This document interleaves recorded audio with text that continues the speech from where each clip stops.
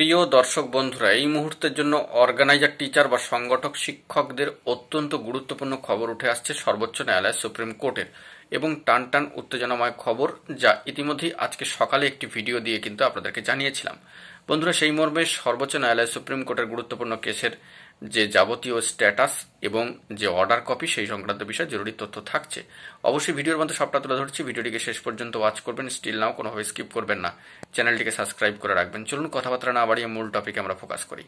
বন্ধুরা, organiser teacher বা সংগঠক শিক্ষকদের যে জরুরি খবরটা উঠে আসছে সর্বোচ্চ ন্যায়ালয় সুপ্রিম কোর্টে, যে 24/1/2025 পরে আবারও কিন্তু দেখা যাচ্ছে যে এই মামলার ক্ষেত্রে computer generated tentatively schedule deadline কিন্তু উঠে এসেছে, এবং সেটি হচ্ছে 27/1/2025 ডেডলাইন কম্পিউটার জেনারেটেড তাকে সামনে রেখে। কিন্তু আরেকটা তাৎপর্যপূর্ণ বিষয় যে 20/1/2025 বিগত দিনে যে হিয়ারিং ছিল, অর্থাৎ 24/1 ঠিক আগে 20/1/2025 তার অর্ডার কপিও কিন্তু আপলোডেড হয়ে গিয়েছে। সেই বিষয়টি আমরা আপনাদের সামনে অর্ডার কপি সহ আলোচনা করব।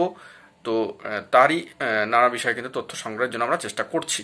আপাতত এই অর্গানাইজার টিচার বা সংগঠক শিক্ষকদের গুরুত্বপূর্ণ মামলায় সর্বোচ্চ ন্যায়ালয় সুপ্রিম কোর্টে পরবর্তী computer generated tentatively schedule deadline চলে এসেছে 27/1/2025।